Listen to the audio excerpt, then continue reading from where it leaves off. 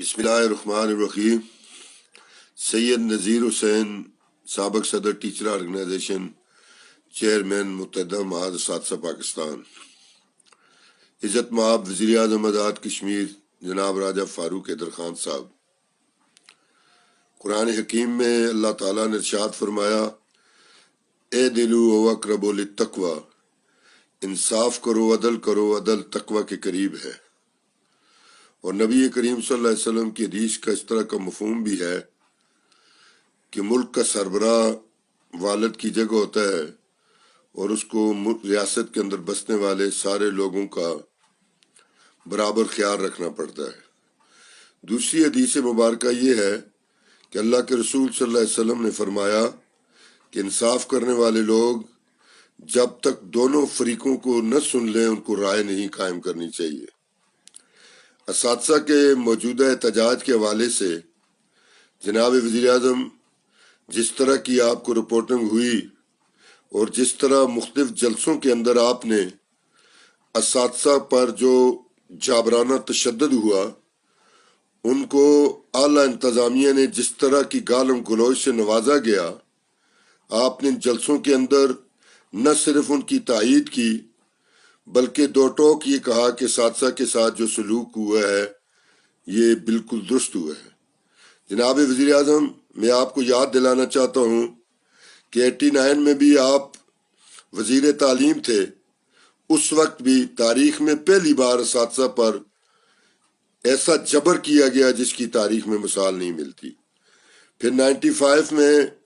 آپ وزیر تعلیم تھے اور راجہ اختر صاحب صدر تھے ٹیچر آرگنائزیشن کے۔ آپ نے اپنی گفتگو میں کہا کہ میں نے جگہ چن کر ساتھرا میں اساتذہ کی پیٹائی کا انتظام کیا تھا۔ اس سارے معاملے کے باوجود اساتذہ ہمیشہ آپ کے ساتھ وفادار رہے۔ میں اپنی بات کروں تو اللہ کے فضل و کرم سے آپ کی جگہ میں جنگ لڑتا رہا۔ آپ کے لیے ووٹ مانگنے کے لیے مظفر آباد میں جب آپ الیکشن لڑ رہے تھے، لوگوں کی منتیں کی، رات جاگ کر لوگوں کے گھروں میں گیا، لیکن آپ سے کبھی تذکرہ نہیں کیا۔ آپ کے نمائندے 2 بار مظفر آباد شہر سے منتخب ہوئے، جناب بیرسٹر افتخار گیلانی صاحب جو اس وقت وزیر تعلیم ہیں، ان کے لیے راتوں کو میں جاگتا رہا۔ میں نے اپنے تمام عزیز و اقارب ان سے جا کر لوگوں کی منتیں کر کے ووٹ مانگے۔ اس بات کے گواہ نثار گیلانی، اللہ جنت میں جگہ عطا فرمائے، وحید گیلانی موجودہ ایسی، منظور شاہ صاحب سابق منسٹر، اور اس طرح کے بہت سے لوگ ہم سفر تھے، وہ گواہی دے سکتے ہیں کہ ہماری اس محنت، اس جدوجہد، اس آپ کے ساتھ محبت کا یہی نتیجہ نکلا کہ ہمیں گالیاں بھی نکالی گئیں، ہمیں ڈنڈے بھی پڑے، اور اس کے ساتھ ساتھ جناب وزیر اعظم نے اس پیٹائی، اس گالم گلوچ کی ایک کمیشن قائم کر کے اس کی تحقیق کرتے۔ آپ بڑے جلسوں میں پوری جوش اور جذبے ساتھ کہتے کہ اساتذہ کے ساتھ جو ہوا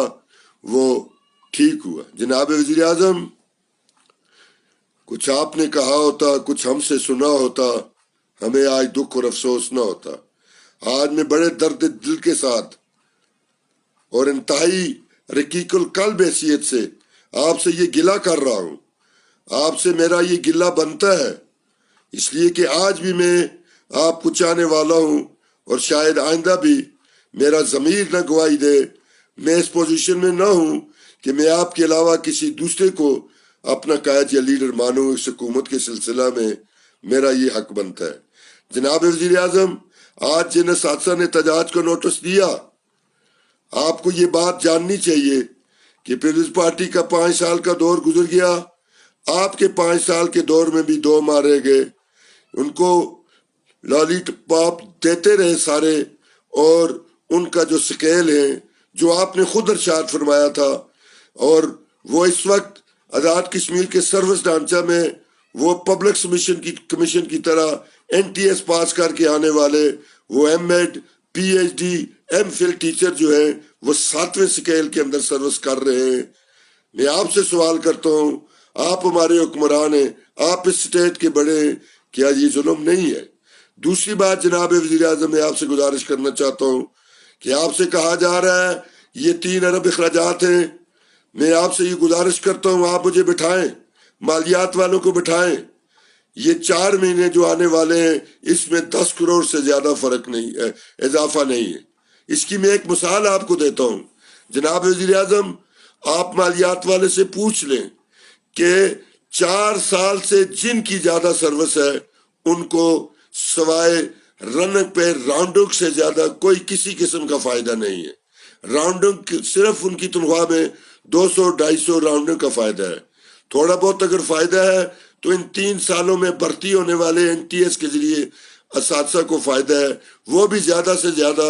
500-800 روپے کا فائدہ ہے۔ جناب وزیر اعظم میں بات لمبی کر گیا،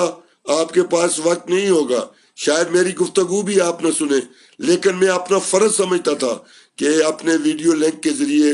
یہ آپ تک اپنے درد دل کی بات پہنچاؤں، اساتذہ کے درد دل کی بات پہنچاؤں، وہ اساتذہ جنہوں نے اتنا بڑا احتجاج کیا لیکن آپ کی شان میں ایک لفظ کسی نے گستاخی کا نہیں کہا۔ میں یہ چیلنج کر کے آپ سے یہ گزارش کرنا چاہتا ہوں، اس لیے میں آپ سے گزارش کرتا ہوں کہ ایک حکمران کو جو ملک کا سربراہ ہوتا ہے، جو باپ کی حیثیت رکھتا ہے، اس کو اتنی زیادہ درمی، اتنی زیادہ سختی اس کے شایان شان نہیں۔ میں نے اگر کوئی سخت بات کی ہو میں آپ سے معافی چاہتا ہوں، لیکن میرا دل آپ کے سخت رویے کی وجہ سے رو رہا ہے۔ آپ بڑے بڑے جلسوں میں اس بات کا کھلے اظہار کرتے ہیں کہ اساتذہ پر جو جبر ہوا ہے بالکل درست ہوا ہے، اس پر آپ کوئی بات سننا نہیں چاہتے۔ میں پھر گزارش کرتا ہوں کہ آپ اپنے اس مائنڈ کو چینج کریں، اساتذہ کو بلائیں، ان کی بات سنیں، لینے دینے کی بات کی ہے ان سے سنیں، ان کو کہیں، ان پر سختی بھی کریں سامنے بٹھا کر کہ آپ نے زیادتی کی ہے، لیکن اس طرح کا رویہ کہ ہمیں اس طرح کا سمجھ کر جیسے نبی کریم صلی اللہ علیہ وسلم سے پہلے آقا اور غلام کا دور تھا۔ ہم غلام تو نہیں ہیں وزیر اعظم، ہم تو آپ کے چاہنے والے ہیں، ہم تو آپ کے ووٹر ہیں، ہم نے تو آپ کو ووٹ دیے ہیں، آپ جمہوری انداز سے وزیر اعظم بنے ہیں۔ اللہ تعالیٰ آپ کا حامی و ناصر ہو۔